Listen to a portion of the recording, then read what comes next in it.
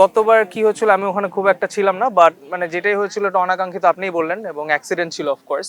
তারকারা যা করবে আম মানুষ সাধারণ জনগণ সেটাই করবে। কিন্তু আমাদের যেটা সৌভাগ্য যে আমরা সবাই এখন বিয়ে করছি, আর আমাদের বউরাও খুব ভালো ফ্রেন্ডস হয়ে গেছে। খেলার যে সুযোগ সুবিধা নাই এটা আমি বলবো না, অবশ্যই আছে, বাট এটা আসলে কালচার থেকে একটা সময় কেন জানি সরে গেছে। মানে আমরা যখন ছোট ছিলাম তখন হয়তো বিকালবেলা বাসায় থাকবো এটা হইতোই না, বিকালবেলায় মানেই মাঠে থাকতে হবে। সো এখনকার ছেলেপেলে, এখনকার বাচ্চা কাচ্চা হয়তো কালচারালি বা পড়াশোনার চাপ বা কোচিং সেন্টারের চাপ অনেক কিছুর জন্য বিকালবেলা খেলাটা হয় না। কিন্তু এই ফিটনেস খেলাধুলা এটা আসলে সবচেয়ে সুস্থ একটা বিনোদন। টিমের মধ্যে আসলে কেমিস্ট্রি যত ভালো হয়, আন্ডারস্ট্যান্ডিং যত ভালো হয়, খেলা তত ভালো হয়। তো যেহেতু আমরা এক একজন একজনকে চিনি, খেলা জানি কে কিরকম খেলে। অবশ্য সবাই একসাথে খেলে না, আমি, আয়মান, সৌভিক, রাফসান আমরা একসাথে খেলছি। বাকি যারা আছে ওদের সাথে ওভাবে খেলা হয় নাই, বাট আজকে খেলে যেটা বুঝলাম সবাই মোটামুটি ভালো খেলে। অ্যাজ আ অর্গানাইজার পার্ট এখানে হিসেবে আমি মনে করবো যে এটার সম্ভাবনা একদমই আল্লাহর রহমতে নাই। কারণ এখন যে টিমগুলো আমরা সেট করেছি সেখানে আগের জিনিস থেকে আমরা অনেক কিছু শিখে সেটাকে আরও ইম্প্রোভাইজ করেছি। যেমন আগে কিন্তু লিমিটেশনস ছিল একটা টিমে, এখন আমরা টিমে লিমিটেশনস রাখি নাই। লাইক একটা টিমে 10-এর অধিক প্লেয়ার থাকছে, যদি কোনো প্লেয়ার 1-2 মিনিট খেলার পরে আনকমফোর্টেবল ফিল করে সো ওরা সোয়াইপ করতে পারবে, একজন প্লেয়ার বসবে আরেকজন আসবে। সো ওই দিক থেকে ওদের এনার্জি কনজিউমিং অথবা খেলার মাঝখানে যে প্রবলেমগুলো সেটা ওরা প্লাস মাইনাস করে ফেলতে পারবে। আর ফ্রেন্ডশিপের ফার্স্ট ওয়ার্ডই কিন্তু হচ্ছে একসাথে চলা। সো ওইখান থেকেই ওর আইডিয়া থেকে এই জিনিসটা ইনভেন্ট হওয়া। সো দেন আমরা একসাথে কথা গল্পর মাঝখানে এটা জানতে পারা যে না এটা করা যায়।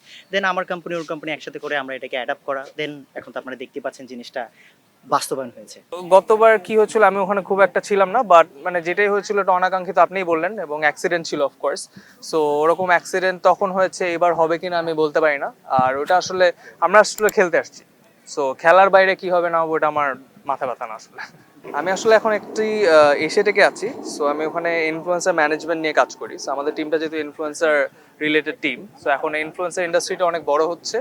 সো এটা নিয়ে আসলে কাজ করছি যে বিভিন্ন ব্র্যান্ডের সাথে, ইনফ্লুয়েন্সারদের সাথে কিভাবে কাজ করা যায়, কিভাবে এটা জিনিসটাকে বড় করা যায়। সো মার্কেটে যত রকমের ইনফ্লুয়েন্সার মার্কেটিং দেখছেন, কোনো না কোনো ক্ষেত্রে আমি বিহাইন্ড দ্য সিন কাজ করছি আর কি। আমাদের ঢাকা গাইজে যেটা সবসময় আনপ্ল্যান, মানে আমরা কখনো খুব প্ল্যান করে অনেক কন্টেন্ট বানাবো, অনেক কাজ হবে, এরকম হয় না। তো যখনই দেখা যায় মাঝে মাঝে ফ্রেন্ডরা একসাথে মিলে বসে একটা কিছু ভালো লাগলো, ওটা বানায় ফেলি, ওটাই মজা হয়ে যায়। তো অবশ্যই আমাদের যারা ফলোয়ার আছে ওরা এক্সপেক্ট করে, আমরাও চেষ্টা করি করার, বাট আসলে সবাই এখন নিজের জীবনে, নিজের চাকরি, নিজের ব্যবসা নিয়ে অনেক ব্যস্ত, যার কারণে অতটা করা হয় না, বাট ইনশাল্লাহ করবো আমরা। অবশ্যই এটার অনেক বড় একটা গুরুত্বপূর্ণ একটা অংশ আছে। কারণ হচ্ছে হলো তারকারা যা করবে আম মানুষ সাধারণ জনগণ সেটাই করবে। সো ওই সেগমেন্ট থেকেই আমাদের উদ্দেশ্য একটাই ছিল যে যারা নর্মাল বাংলাদেশি যারা জনগণ তারা কিন্তু খেলাধুলা থেকে অনেক দূরে ছুটে যাচ্ছে। সো তারা জানি আবার সেই মাঠে ফিরে আসে, বাংলাদেশে না আরও বড় বড় মাঠ হয়, খেলার আয়োজন হয়, লাইক বাংলাদেশ যেন সেই আগের মতো সুপার গ্রিন থাকে।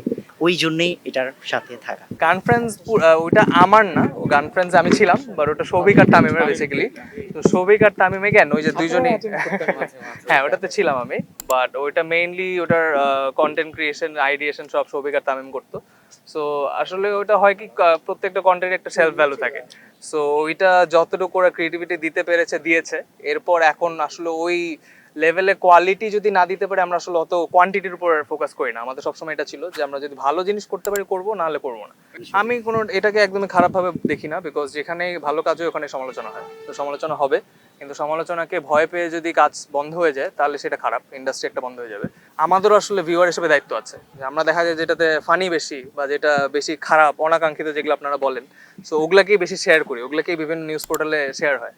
সবাই যখন ছোটবেলা ফ্রেন্ডের সাথে বসে স্কুল নিয়ে আলোচনা হয়, তো আমরা ওরকমই, আমরা ডিফারেন্ট কিছু না। সো কিন্তু আমাদের যেটা সৌভাগ্য যে আমরা সবাই এখন বিয়ে করছি, আর আমাদের বউরাও খুব ভালো ফ্রেন্ডস হয়ে গেছে। তো যার কারণে মানে কেউই আলাদা হতে হয় নাই, সবাই একসাথে আড্ডা মারা হয়, একসাথে বসেই, মানে স্পেশাল ঈদ হোক, পয়লা বৈশাখ হোক, 31st হোক, হোয়াট এভার ইট ইজ, সবাই একসাথে বসে বাসায় বসে একটু আড্ডা মারবো। অবশ্যই তার অনেক বড় একটা ফ্যান বেস আছে, তার অনেক বড় একটা মানে থাকে না ক্রাউড আছে যারা ওনাকে ওনাকে দেখার জন্যই জড়ো হয়। সো এটাও কিন্তু আমাদের যে কনসেপ্টটা যে মানুষ আবার মাঠে নামবে ওইটাকে অনেক উৎসাহিত করবে। কম্পিটিশন ছাড়া আসলে কোনো কিছু হয় না, কম্পিটিশন না থাকলে এরকম জিনিস অর্গানাইজ করা হতো না, খেলাধুলাও থাকতো না। So competition is a part of life. আর তারকাদের মধ্যে কোনো কম্পিটিশন নাই, they love each other very much. So গেমের ফিল্ডে নামলে কি হবে সেটা এখন যদি বলে দিই তাহলে খেলার মজাটা নষ্ট হয়ে যাবে। ইচ্ছা আমার হচ্ছে না তেমন একটা, আমি আসলে মানে খেলা করার এখন আর তেমন সুযোগ হয় না।